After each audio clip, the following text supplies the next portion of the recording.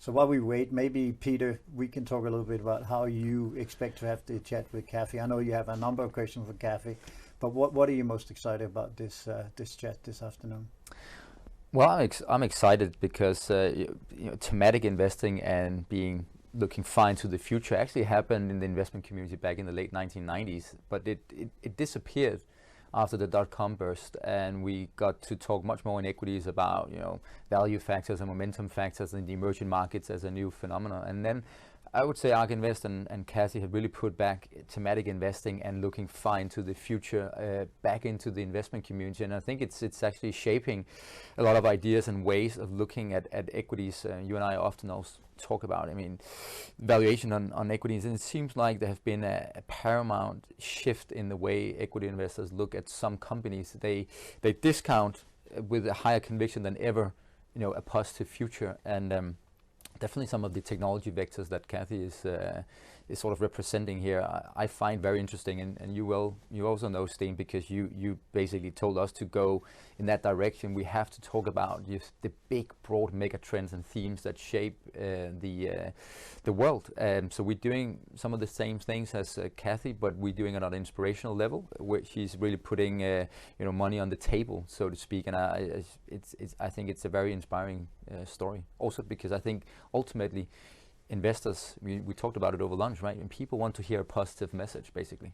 Yeah, no, very much, and I think that is really one of the one of the jobs that Kathy and the team has done best, is to define there is a future and a sort of a travel away from this giving up on the future, and secondly that using the network effect as the price mechanism to some extent. At least that's how I see it from my chair, being a trader and a portfolio manager. That it seems like this concept of the future value of a company is the amount of the square root on the amount of users. Of course, being an old geezer who comes from a bottom-up macro perspective, I would also like to make a little bit of money in terms of reoccurring revenue stream. But how do you see that fight between the square root of users relatively to the fundamental lesson that we were taught in business school? Oh, I think we've been joined by Kathy. Can you hear us, Kathy? Hallelujah. I apologize. Oh, you goodness. have nothing to apologize for. Getting up at 7 o'clock, standing by is amazing, Kathy. So no apologies needed. We have just been buying a little bit of time. And if you didn't listen in, we have been praising you, among other things, for being a trailblazer in terms of performance. But for an old geezer like me, at least with over 30 years experience similar to you, I think what you really do is that you put a positive spin to a world which is increasingly meeting a lot of obstacles and limitations in terms of how we think about the world. And I'm not even talking about politics here, Kathy. I'm just talking about the fact that the world. So maybe if you wouldn't mind, just go into it. I gave an introduction. I talked about your trailblazing performance. You've been giving a lot of credit up front. Don't worry, you get more during the interview.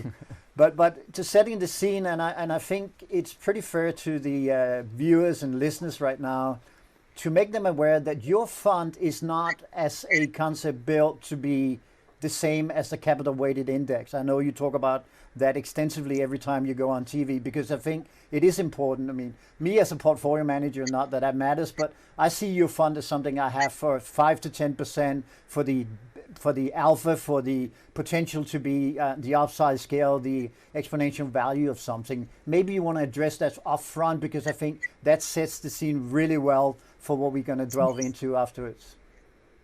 Okay, yes. The way in the early days, in order to help people understand what we were doing, we used to say, look, you may not believe in our forecasts, our exponential growth trajectories, all of which are a function of extensive modeling. But if we're right, your benchmark sensitive portfolio or benchmark aware portfolio is going to be populated increasingly by value traps, stocks that are cheap for a reason. But if we're right, many are going to be disrupted or disintermediated by the most profound changes that have been technologically enabled in the history of the world. And many people will say, okay, that sounds like hyperbole. It is not hyperbole.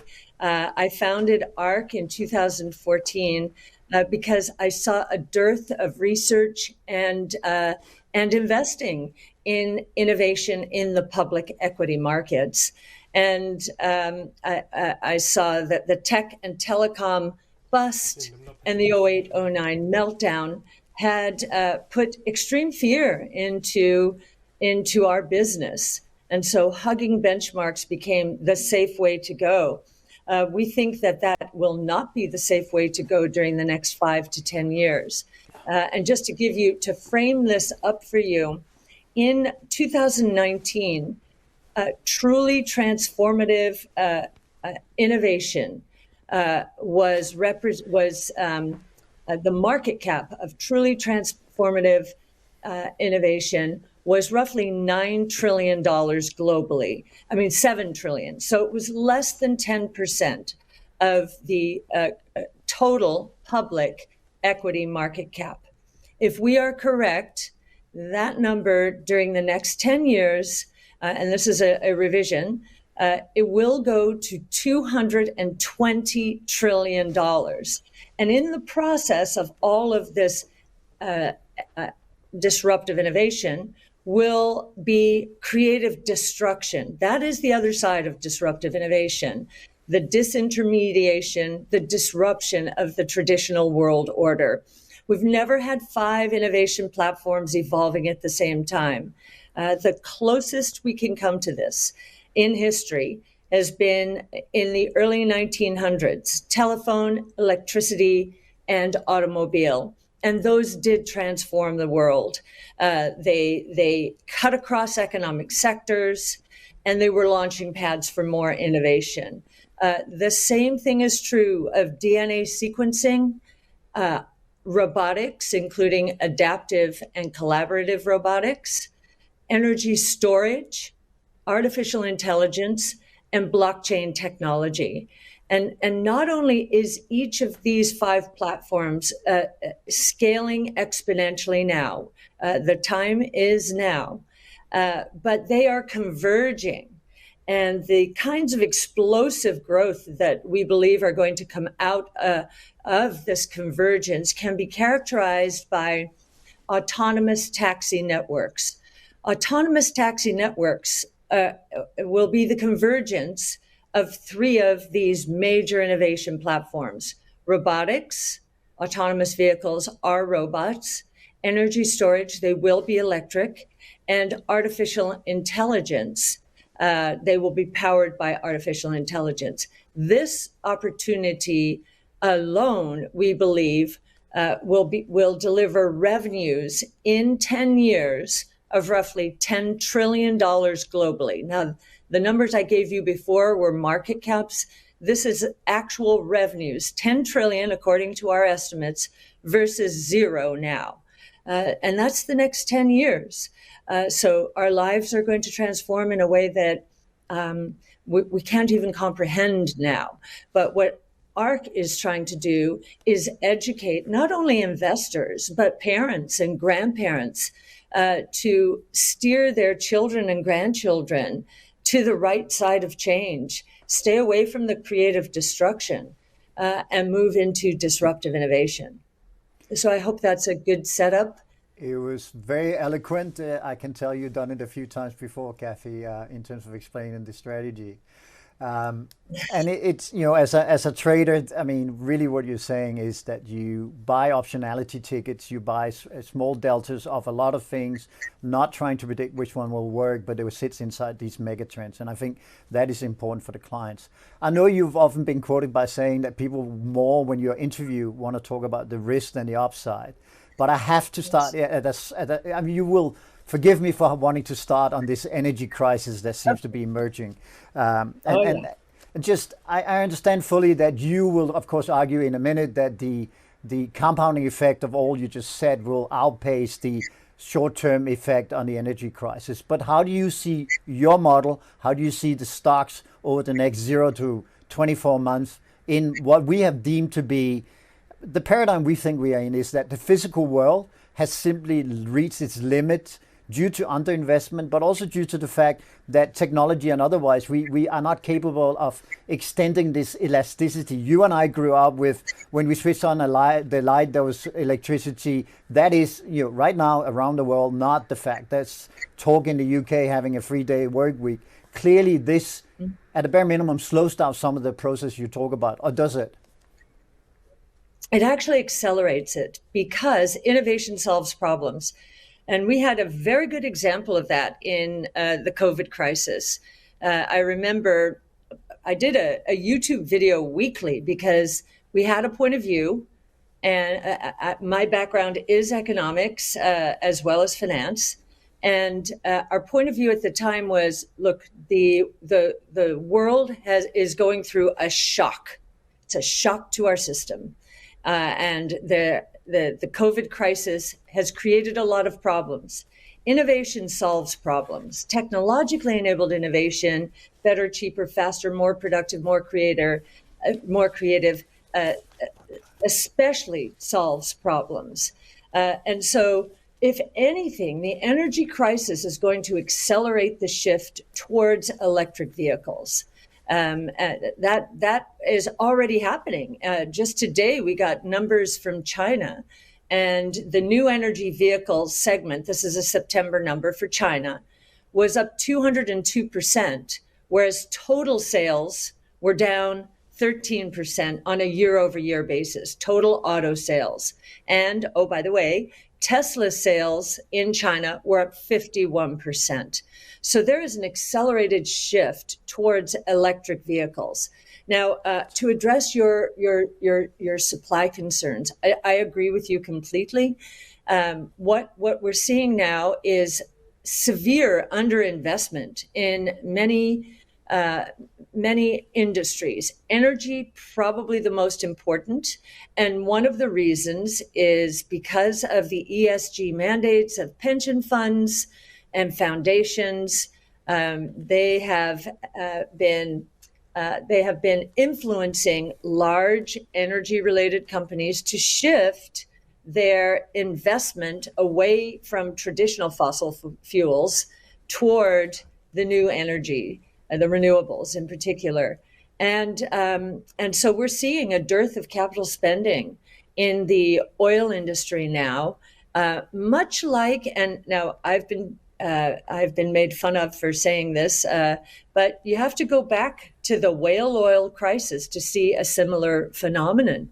At one point, whale oil was the source of our energy, used to light up our homes. But as we were discovering fossil fuels, the investment in whale oil collapsed. So what happened to whale oil prices?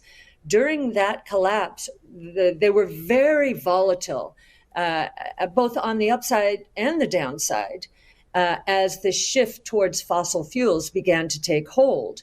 But the resolution of that volatility was to the downside.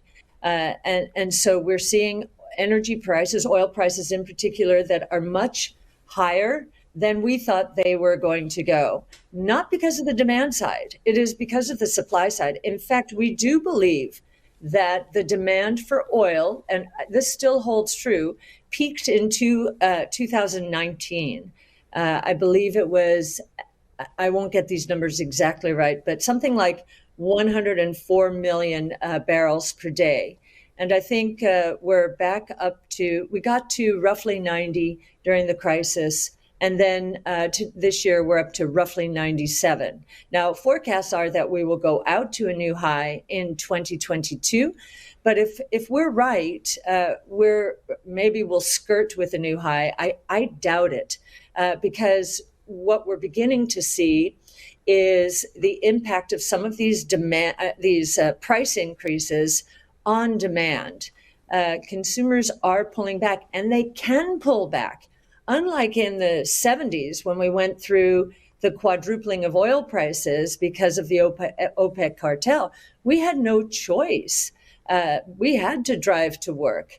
And I remember I had just gotten my driver's license in California. I was, 4 cars deep around a block to wait for gasoline. Today we can stay home. And we've gotten a lot of practice during the last 18 months.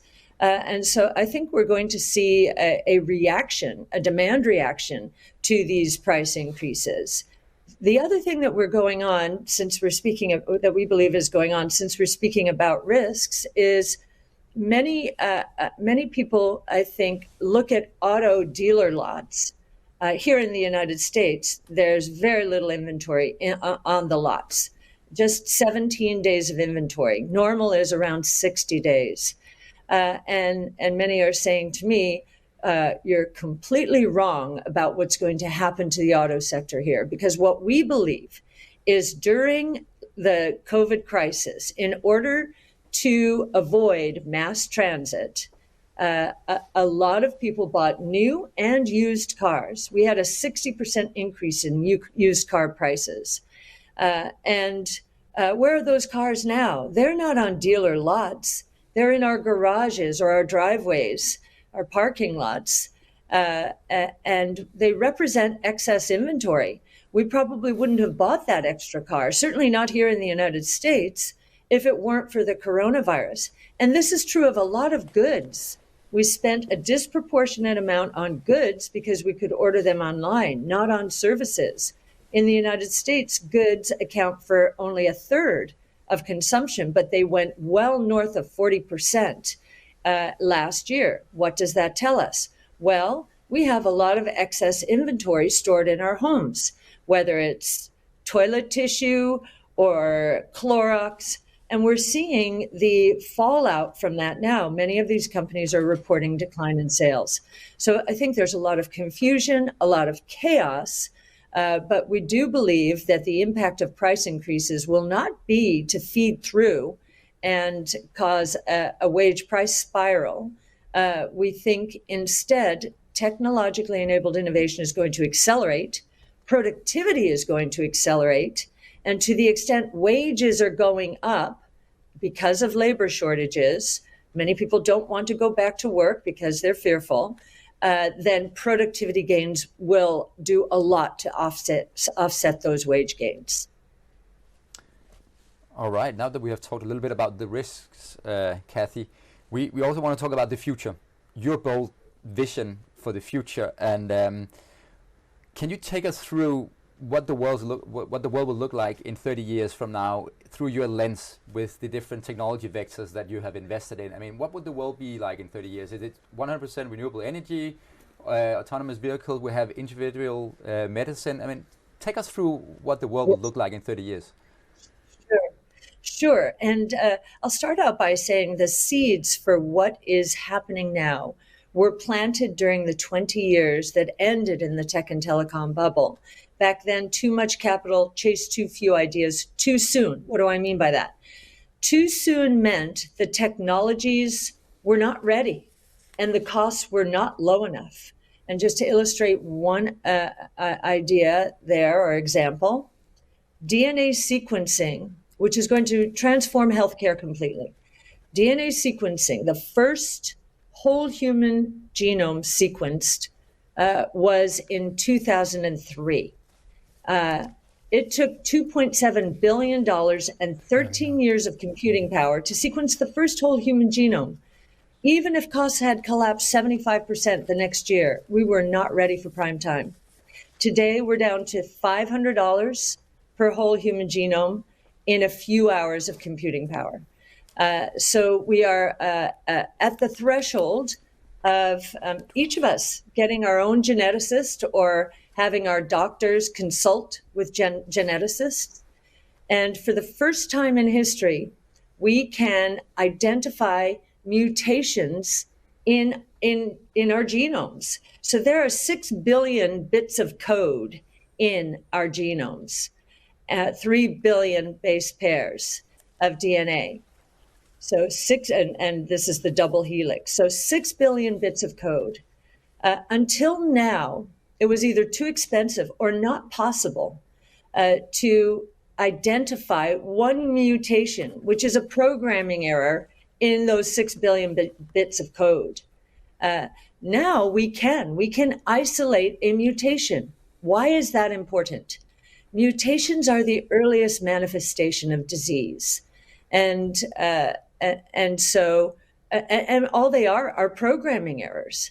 Now, on top of being able to identify them, there are therapies already in place that will help address some of them, not all of them, in fact, not many of them. We're learning so much that the therapies will follow. But one of the most important therapies is CRISPR gene editing and other gene therapies.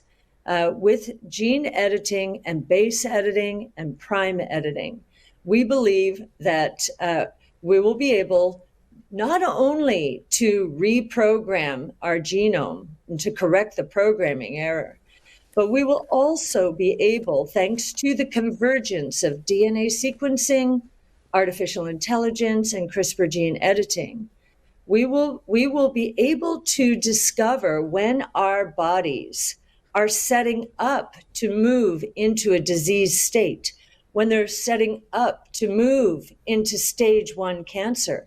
We'll be able to catch cancer before stage 1. And we believe we will, with time, and this is going to take a lot of time, be able to reprogram our genomes and cure the disease. So that probably will, to get to that state of perfection, will take 20 to 30 years. But we do believe that the next 10 years are going to bring such hope. Already we've seen with immunotherapies, training our own bodies to fight cancer, to identify cancer and then fight it. That's causing miracle cures in cancer. We're going to see a lot more miracle cures because of this convergence of DNA sequencing, artificial intelligence, and gene therapies.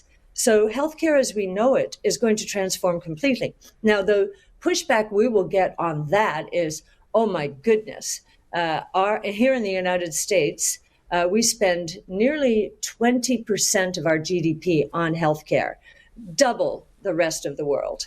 And so the question we'll get is, this is going to be a real problem for us in terms of the cost continuing to explode. That is not true. What is going to happen in healthcare is this, and I'm not making light of this, is the same thing that happened to advertising. Before Google and Facebook and Twitter and other social media, advertisers used to say, I know that half of my advertising works. I just don't know which half. That's even more true in healthcare. The guesswork that has taken place in healthcare over the last, and this was doctors and scientists doing the best they could with the knowledge they had. But the guesswork, we believe, certainly here in the United States, given how litigious our society is, has caused more surgeries than necessary, and probably, in the case of thyroid cancer, for example, probably more than twice the number of thyroid cancer surgeries than were necessary. Same with chemotherapy. I remember in the early days of Genomic Health, a company that helped doctors discover which of their patients with breast cancer would benefit from chemotherapy. And roughly half did not benefit from chemotherapy. All it did was hurt them. All it did was harm them. It took a long time for doctors to believe that this test was true and that they wouldn't be sued for a false negative. And so, it's taken time for these new tools and new therapies to move into the system. But now there's a belief that, hey, this is going to change healthcare. This is going to cause cures, and this could cut costs as we eliminate unnecessary expenses. Our biggest liability as a country here in the United States is the medical retirement liability. We believe that liability, as we're actually curing disease and identifying disease and targeting our therapies more appropriately and more specifically, more precisely, our medical retirement liabilities are actually going to go down. And I feature Kathy? healthcare first. Yes. If I didn't know better, no, it's fine. It's if I don't know any better, I would say you're on a crusade here, and it seems like this. I can see the light in your eyes, and this is something that really talks to you. And I think you did really well in explaining why you're doing what you do and what you're trying to achieve. So I think we're absolutely with you on that. But we want to explore a few other things with you as well, Kathy. And one is, of course, with the highlight that's always on you, when you started to sell China, it became a big issue, not only in U.S. press, but certainly in Asia as well. And we have a question here from our friends in the investment community called West Money, good colleagues of us. They're asking, what are your views on China tech stock with the recent regulatory crackdowns by the Chinese government? And let me extend the question saying they're really asking you, how do you see the Chinese valuation? Do you see a future for Chinese technology platform and stocks? And how do they compare in one question? Yes, well, we started pulling out after Jack Ma was effectively banished for something he said to a legislative committee focused on the financial services sector. Now, I read what he said, and to me, I'm sure I missed something culturally because I didn't see anything insulting, but they were terribly insulted, and he is effectively gone, or now he's doing charitable good works. That was a red flag for us, but we didn't know how much of a red flag until we started seeing the heavy hand in terms of regulation on gaming and social networks. And yesterday I saw that the government is now investigating regulators, financial regulators, and how they have regulated the financial system. And they're going after financial systems and their regulators. So there is a real, if I can say, it's a bit of a purge going on right now. Quite anti-capitalist, I would say. But there are still ways to invest. And we have cut down in our flagship portfolio. You'll see no Chinese stocks because our flagship portfolio is our highest conviction names. But in our autonomous technology and robotics portfolio, we do own a few names that have a few characteristics. One, very low gross margins. Profitability, the government does not consider profitability consistent with common prosperity, which is the new buzz phrase there. So JD Logistics, JD.com, Pinduoduo, names like that have very low margins, and they are serving common prosperity by moving into tier 3, tier 4 cities and bringing logistics and online shopping opportunities to people who have not had them before. So they are consistent. We have kept a toehold in Tencent despite the gaming regulations, because we do know that the Chinese government wants the digital yuan to be the reserve currency of Asia. And really only Tencent can help the Chinese government proliferate the digital yuan in the way it wants. But other than that, we have cut our exposures significantly. So what I hear you saying is that you still think there's opportunity, and I think you're on the record for saying as long as it's government-sanctioned assets, and that but right now it seems we have too much noise in the talk of the market for going on. I think Peter has a follow-up question, which it goes to some of that, but in the U.S., Peter. Yes, because I mean the regulation that is going on in China, we've talked a lot in our team whether that could suddenly come to Europe or even the U.S. I mean, regulating the number of hours kids are gaming, because it is, you can talk about engagement or you can call it addiction. It's probably the same thing maybe. But we were talking about to what extent that will come to the U.S. But also you saw the front page, I guess, on with Mark Zuckerberg on Time Magazine.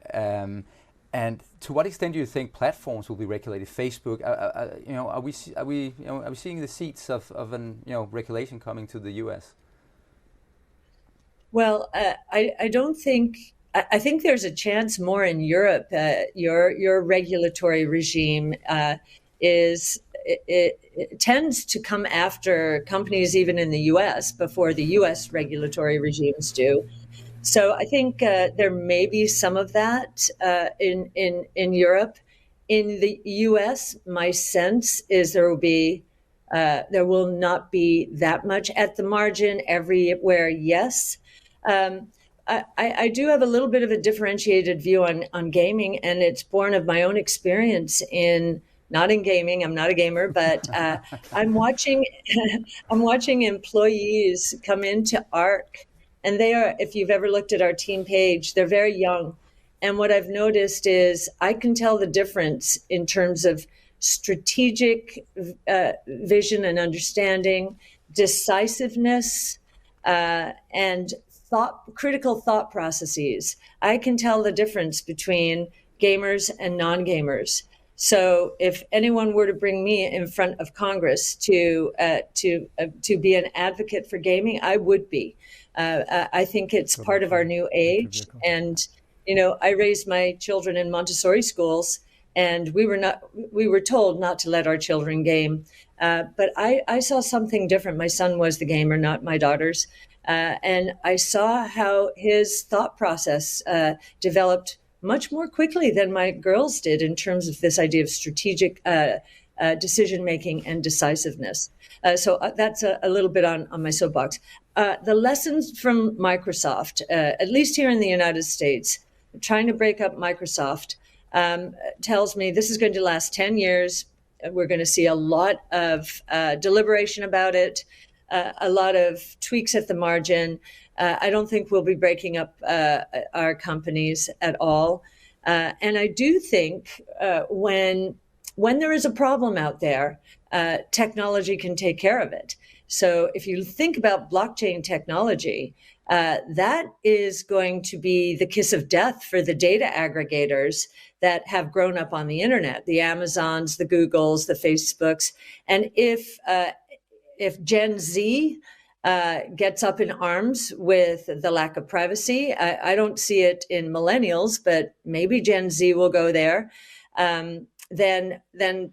Then these platforms are going to lose a lot of their power. Let the market take care of it. And just another example here in the United States, the AT&T, the monopoly telephone system was broken up into 8 baby bells. What happened over the next 30 years? Because technology was changing the world of telecommunications, those companies started faltering and they had to consolidate again. So all that for nothing. All right, thanks. We have to talk, of course, about electrical vehicles, and your bet in that technology vector, of course, is Tesla. And there's a lot of debate about Tesla. Have the bar been raised in terms of being a car manufacturer? There's certainly a lot of new car manufacturers out there, and there's some great numbers from Credit Suisse that since 1950 there hasn't been a U.S. company with a starting point of $6 billion of revenue that grew for 50% annualized for 10 years, as Elon Musk says that he believes Tesla can do. So the question to you is, do you think that Tesla is this one outlier that will defy all the previous numbers we have on U.S. companies in terms of the growth opportunities? Is it that big? We do believe it is that big. So if you look at the revenue growth the last 5 years, it's compounded at roughly 48% per year. And that was, as you recall, when Tesla was experiencing quite a bit of controversy. Our forecast for the next 10 years is in the 50 to 60% range. Depends if you take our bull or our bear case. And there are a few reasons. There are 4 barriers to entry that seem to have gotten higher in Tesla's favor. The first is battery technology.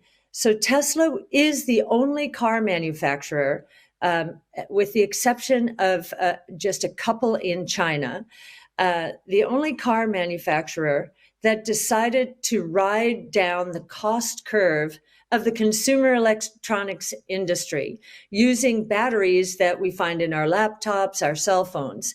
And when Tesla decided to do that, auto manufacturers actually laughed at it, as did auto analysts, because there were well advertised or publicized battery blow-ups on airplanes. And so there was a banning of that kind of battery. So because of that, its costs are so much lower today. The cost of its battery or its battery pack system is so much lower than other auto manufacturers that if they really want to compete with Tesla, they're going to have to lose money in electric vehicles while their gas-powered vehicle sales are falling. That the alternative will be less power or less range. So that we're seeing a lot of permutations around that. So battery, still 3 to 4 years ahead in terms of cost declines of other auto manufacturers who decided to use lithium-ion pouch technology as opposed to the cylindrical batteries that Tesla uses. The second barrier to entry, and this I think is the critical one from a valuation and a growth point of view. Tesla is the only auto manufacturer to have designed its own chip. Tesla is taking a leaf from Apple's book.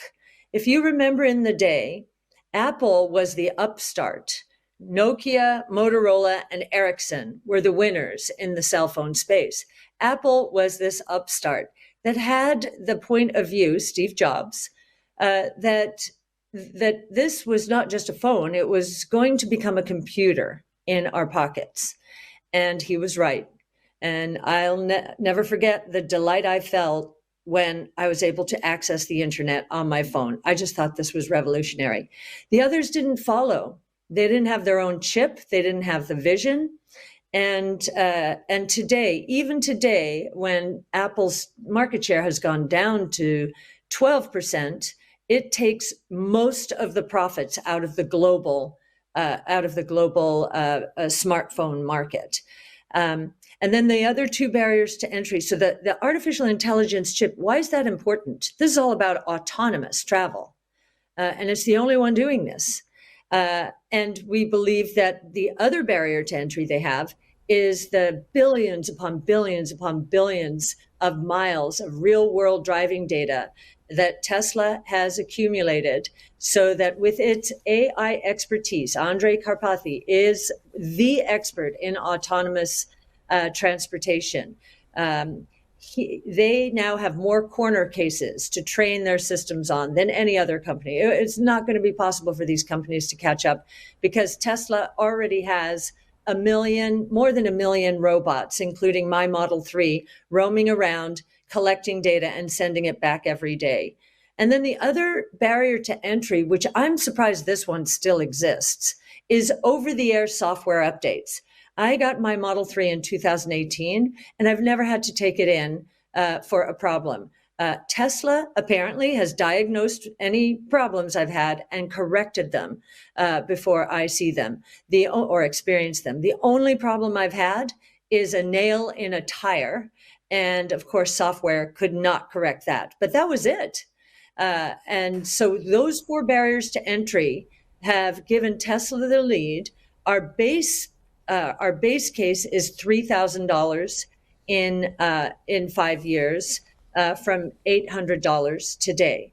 And our confidence in that has grown because what we're seeing now is Tesla able to scale EV manufacturing in a way that no one else, except perhaps BYD in China, no one else is doing this yet. And Tesla had to go through a huge learning curve to get there. This is not like the manufacturing of traditional autos. It's a completely different game.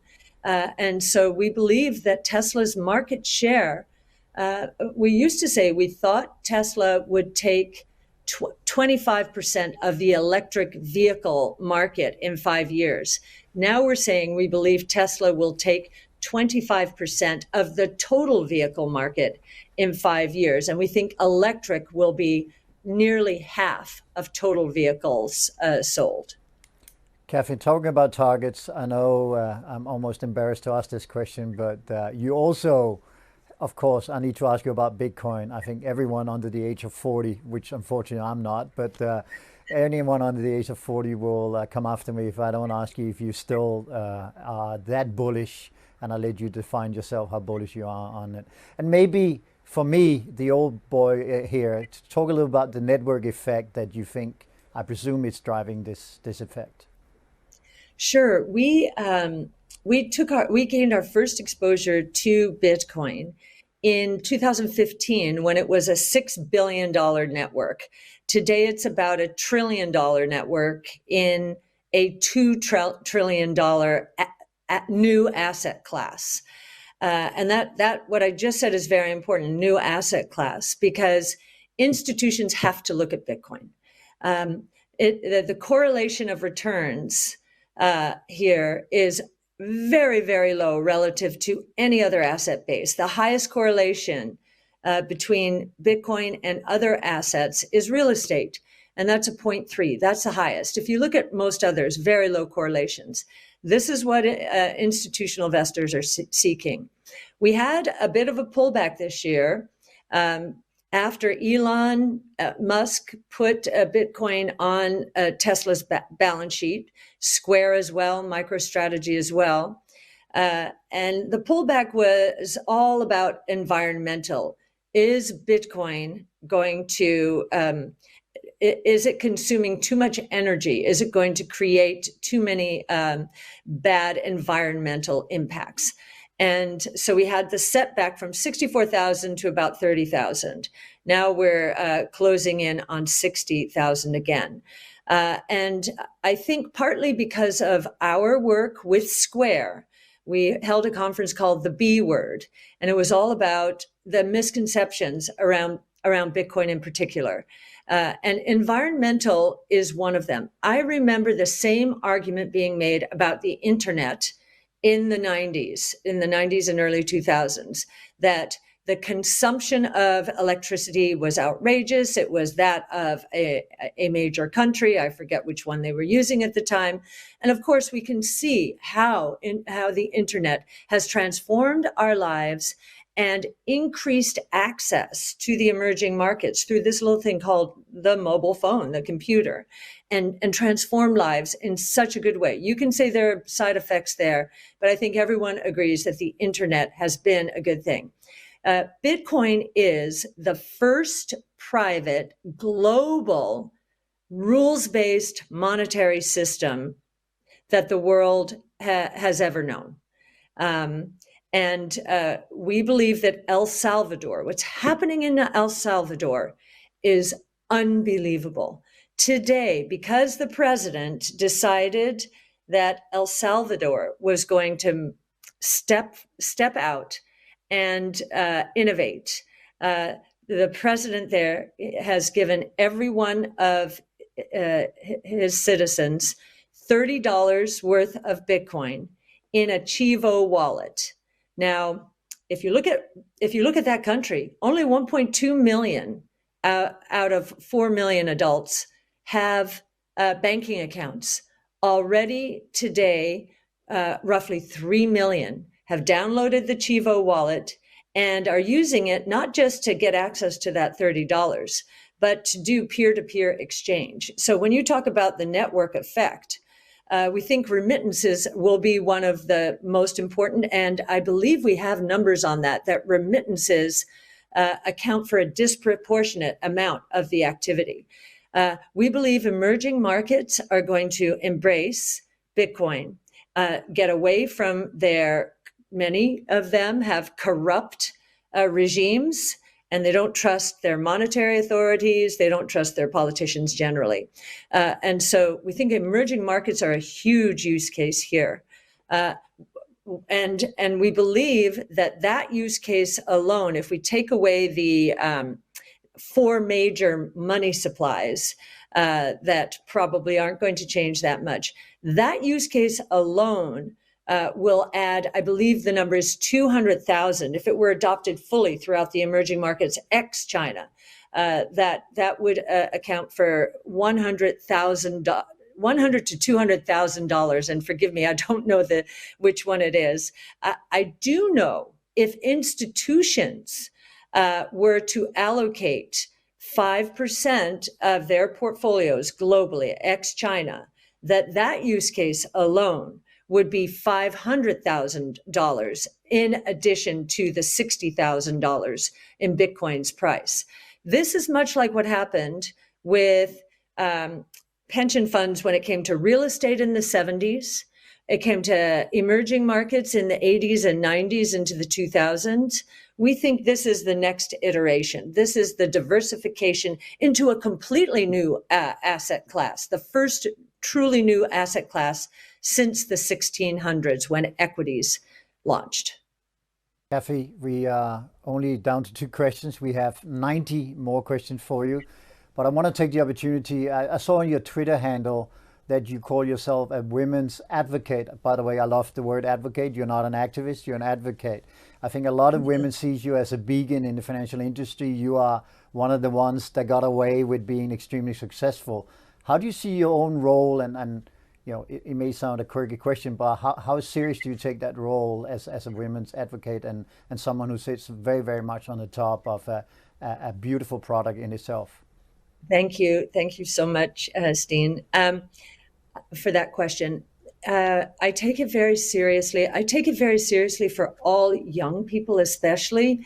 I think it's our industry, which will be disrupted, by the way, so get on the right side of change. But our industry is one where performance can be measured every day. Now, do I look at performance every day? Of course I do, but do I take it to heart every day? No, we have a 5-year investment time horizon. But that idea of the financial world, the world is our oyster. We get to study how the world is going to work and invest in it and really play a part in making the world a better place. It is a wonderful career. And if anyone, but especially a woman, can get into a position where her performance is measured, for better or worse. I've had my bad years and good years, but you know, they average out over time. If you can get into a position like that but be a part of a team, because I think that the world is going to go much more collaborative as these technologies converge. So that this idea of being part of a team that excels in performance and being a really good team mate and always seeking the truth, not letting politics get in the way, encouraging collaboration, encouraging teamwork. I think that's the route to success. And if we're right on how much success is ready for the taking out there, if you devote your career, you work really hard, head down, politics aside, make these incredible numbers for your clients first, and then your team second. It's an incredible career. Now you have to have a thick skin. And you have to just keep your eye on pursuing the truth, because a lot of, if you see on Twitter, there are a lot of haters. You just can't let that get in the way. Just move forward, do the right thing, and don't get distracted by the noise out there, because all of that other stuff is just noise. And I realize in certain companies, your performance will not be recognized. Your boss, even though you're making him look amazing, and that's your first priority, by the way, make your boss look amazing, like he's the most brilliant person who ever walked the earth. And if he or she does not reward that by giving you an opportunity to grow, move on and find the person who will do that. I remember that thing. But Kathy, a final question from my side. We saw the fire in your eye when you talked about genomics. I find it as a very exciting technology. I think MIT have coined this century, the century of biology, and I really much believe in that. But is it also your biggest conviction in terms of all the disruptive technologies that you're looking at, or do you have something next side genomics that you think is probably even bigger? Or So genomics, we believe still today is the most underappreciated, is going to create the biggest surprises out there because we're so early. The autonomous taxi platform opportunity in transportation, we think that will happen more dramatically and sooner, because regulators actually do want to save lives. And because 80 to 90% of all accidents and fatalities in cars are caused by human error, we're seeing our regulators becoming much more friendly to Tesla and to autonomous travel generally, because their scorecard is saving lives.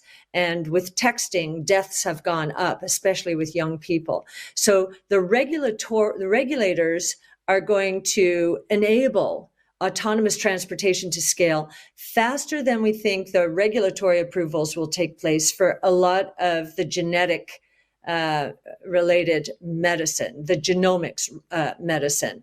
Nonetheless, the genomics opportunity will be bigger longer term. Kathy, it's been an absolute pleasure. And I will say on my behalf, and I'm sure that it goes through the whole audience, if they're not inspired after these almost 50 minutes with you, they cannot be inspired at all. So thank you for the bottom of our heart. You are very eloquent. You are very committed. I think the best attribute I can give you is that you can see in your eyes how much you love your job, how much you're working with this theme. And for me, that goes all the way from somewhere in the US to Copenhagen this afternoon. And so on behalf of Saxo, on behalf of everyone watching, thank you very much for reaching out, and continue to be that beacon for women in finance. Trust me, we need more of you in this industry, and good luck to you and the team going forward. I understand you are changing the landscape from my old city of New York to Florida. I cannot understand that move, being a half New Yorker, but good luck with that as well, Kathy, and best of wishes for the rest of the year. Thank you very much, Steen. Thank you, Peter, as well. I've enjoyed this enormously, and I just love the innovative spirit that I find in Europe, Denmark, especially. I'm always impressed, and just love speaking to this kind of an audience, because I know we're all going to make this happen together. We are indeed. Yeah. Thank you for those words, and thank you for everybody for tuning in. And best of luck to everyone. And do follow Kathy online everywhere. It's an amazing team she put together, as she said. And I'm pretty sure the whole team makes it look very good, right? Yes, my team, my secret weapons, those young people that you see on our team page, secret weapons. They aspire to transform the world and make it a better place. And they are brilliant.